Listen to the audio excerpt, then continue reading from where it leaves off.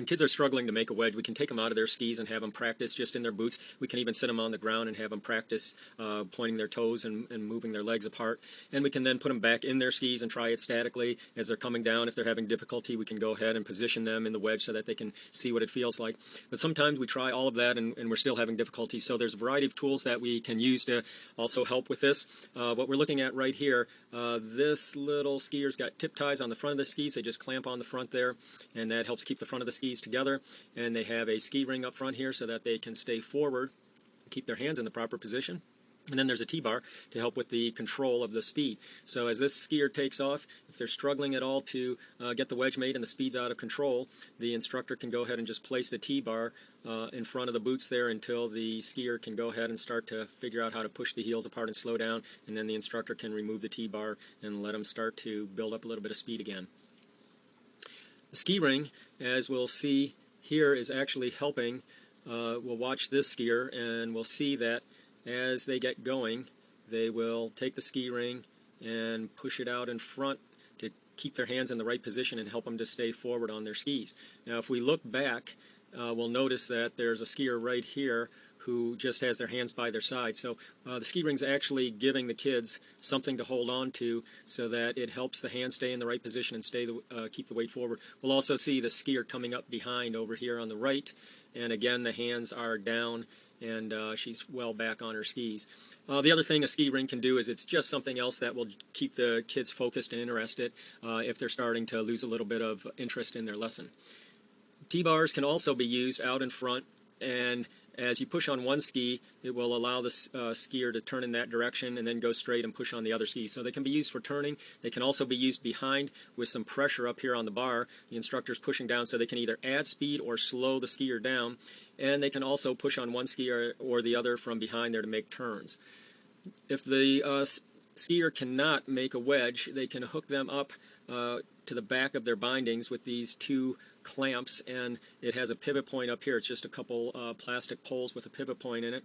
And so as you're walking down the hill and building up a little speed, you can have the student try to push out and make their little wedge or slice of pizza, and if they can't do it, you start opening up the wedge making tool here, and it pushes apart the heel so that they can start to feel it. After a couple trips down using this, they usually get the feel, and you can take it off and they'll start to do it. Sometimes it doesn't work, as every tool sometimes works better than others. Here we can see it can also be used with skis on. The same idea, skiing down the hill, and this time we'll just go ahead and have them try to push out the back of the skis, and we'll take the wedge tool and push it apart to help them with that. Sometimes we can still see the kids struggling to get forward, even if they're using a ski ring. And so this little device here clips to the front just with a couple of clamps again, and it looks like a little handlebar thing that they can hold on to. And it's actually adjustable in length right here so that it goes up and down. There's also another version of this, a little bigger version for adults. But what it's doing is it's keeping the chest here right over the toes, and we can see that it's putting the skier in a very good position. This student is also, the instructor is using a T-bar to help with this, but we can really see how well that positions them when you have that student that just can't seem to stay forward at all.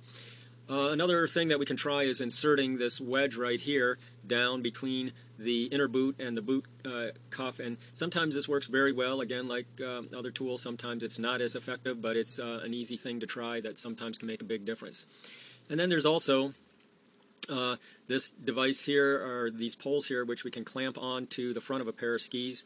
And all these are hiking poles that have a handle on them that's horizontal, very easy for people to hold on to, and they're adjustable in length here, so you can make them fit the size of the student.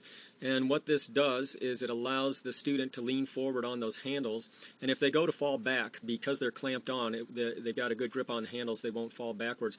But you can actually do the same thing just with regular ski poles without the clamps, and just have the student grip underneath the handles. And what they're trying to do is push down on the handles to stay forward in their good athletic position. Once they get going with some speed, we'll see that by pushing on one ski, in this case it'll be the right ski, you can push on the toe and push down on the pole, and it'll make a little turn, and then we stand up to go straight, and now we'll push on the left toe and left pole and make a little turn, stand up to go straight, push back on the right pole, stand up to go straight, and then we can come to a stop. So this again is something that you can do with any set of poles, and just have them grip below the grips and put them up there on the tips. These tools can help people get into an athletic position and can help with making the wedges and speed control.